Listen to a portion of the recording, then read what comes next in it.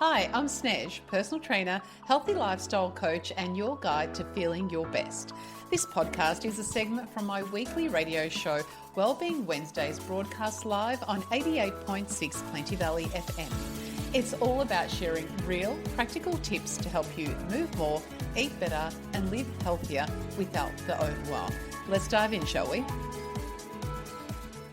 Coming up next, we're going to be talking about brown fat. Now, brown fat is an actual powerhouse in your body that can burn calories, regulate temperature, and even support healthy weight loss and longevity. And you've probably heard about it online in social media where we're talking about ice baths and cryotherapy or spicy foods as ways to activate this good fat. But going to unpack today what actually is brown fat and how can we create more brown fat, because it is actually very good for us. So brown fat or brown adipose tissue is one of the three types of fat in your body. So we've got white fat, which stores energy. So this is the type of fat that we often want less of. And within white fat, we also do have subcutaneous fat and visceral fat as well. Then we've got brown fat, which burns energy to generate heat in our bodies. And we also have beige fat, which is a white fat that can turn more brown-like with certain stimuli that we place on our bodies. And we could probably guess that would be from things like cold. So what makes brown fat so special is that it contains more mitochondria than the other types of fat and cells in our body. So these are like tiny little engines in our cells that burn calories to produce heat.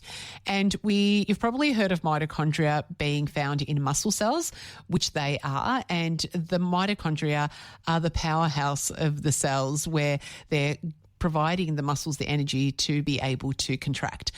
And so what is special about this brown fat is that it does contain these mitochondria within the cells. And this is why babies are full of brown fat, because they can't shiver like adults do to increase their body temperature.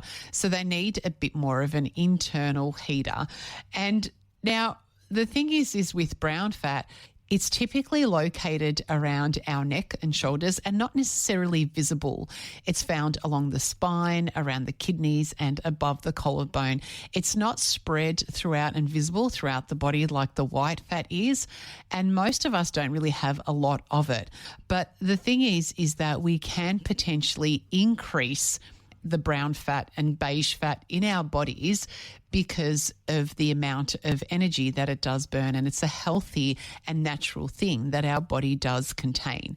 So there are some natural ways that science suggests that we can help to create and activate our brown fat.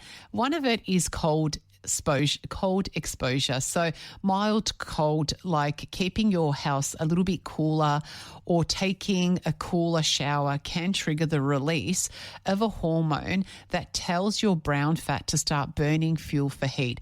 So it only makes sense that if we are in a cold environment, our bodies are going to be responding by burning energy to create an internal heat if we're not able to be in a warm environment.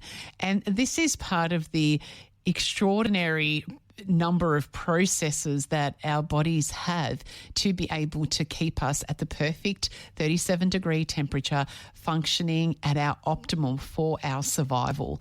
And the body has so many different aspects that work in this way, and brown fat is one of those that helps to keep us warm and regulating our body temperature in cooler conditions. So one study found that people who slept in a cool room of 19 degrees for a month increased their brown fat by 42%. But once the room was warmed back up again, their brown fat reduced again. So the reality is that our brown fat levels will fluctuate depending on when our body needs them. So we could imagine that during the cooler months, we're going to develop more brown fat, and during the warmer months, the body will reduce some of that brown fat. And the reason being is because, as I've mentioned, brown fat uses up so much energy. And unless there's a specific reason that our body needs to heat ourselves up, it's not going to maintain those brown fat cells because of the amount of energy that they're consuming. So unless there is a specific function for them, the body's like, you're out, you're just using up too many resources. So things such as keeping your environment cool or exposing yourself to some cold weather, and that means going out for a walk in the cold environment, or going out and watering the pots, or whether it's going and collecting the litter box or taking out bins or whatever it is, just being outdoors consistently every day for short bouts of time is showing the body that firstly it needs to develop some more brown fat to keep us warm in those moments, but also needs to start burning fuel when we are in those cold bursts being outdoors. So you do want to avoid being in warm environments all the time, so your body's at a consistent body temperature. It is quite unhealthy for us, and it's especially unhealthy for our brown fat storage. So beiging, which is another term for turning our white fat into brown like fat, I should say, can be caused by, again, cold exposure. Exercise, in particular strength training, helps to turn some of those white fat cells into brown like fat cells. Also certain foods, chili, grapes and green tea also does help to beige our white fat cells. Also daily movement and living more naturally. So the thing is that brown fat activation is tied to your natural circadian rhythm, tied to your metabolism and your exposure to nature. So when we get outside and we get active and we're not constantly being in an artificially heated environment or in a sedentary environment, all support your body's natural metabolic processes. And these are the ones that we want to make sure that our body is utilizing. And as a result of the body's need for these processes, they will be healthy. It's almost like training a muscle. We want to train our body to be able to look out for us in varying environments rather than sort of reducing its capacity because it is sitting in a consistent and stabilized environment all day. And modern life is definitely blunting our brown fat need and our brown fat potential because of that constant indoor heating, the layers of clothing, being sedentary, and our bodies don't need to burn energy to stay warm. So we've moved many of the natural environmental cues, such as the cold environment and movement and light exposure, that stimulate this metabolic activity, which basically means that we are less efficient, but we are also burning a lot less calories. So when we're burning less calories, then we are just storing more of what we're burning.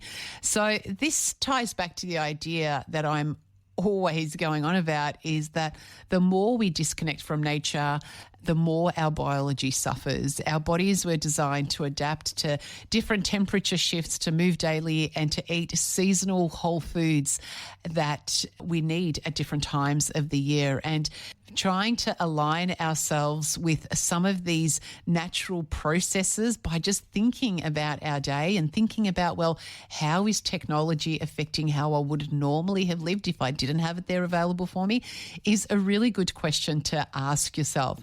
Now, brown fat burns calories even at rest, and it's not in huge amounts, but it's enough to make a difference over time.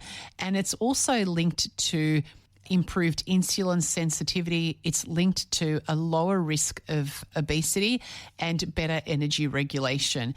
And even though it's definitely not the magic bullet, it's not the answer, but it's one of the many ways that your body is trying to help you to burn more energy rather than store it. And if we just give it the right signals and put it in an environment where it can do what it naturally wants to do, you are going to feel a lot better for it. And while cryotherapy chambers and ice baths might be getting all the attention, you don't actually need to go to those extremes. You can just try walking outside on a cool day without a jacket and just experiencing that cold, chilly morning, or lower your heating thermostat to be a little bit cooler overnight. Now, we're lucky enough or unlucky enough to live in a home that has wood fire heating, predominantly only in the main parts of the home, so that when we go into the bedrooms, it is quite cool. So having to definitely snuggle under lots of blankets, but you wake up in the morning and it is so cold. And as much as that annoys us and definitely annoys the kids, it's quite a healthy thing. So lower that thermostat if you can and focus on moving your body daily. Now, the thing is that our biology hasn't changed, but our lifestyles have. And maybe it's time we thought a little bit about how we can bring the natural world and the natural stresses that come from the natural world into how we live each day. Thanks for joining me on this segment from Wellbeing Wednesdays, as heard live on 88.6 Plenty Valley FM. If you enjoyed this episode, share it with someone who might find it helpful and subscribe so you never miss a show. Want to catch the live broadcast? Well, you can tune in Wednesdays from 12 till 2 p.m.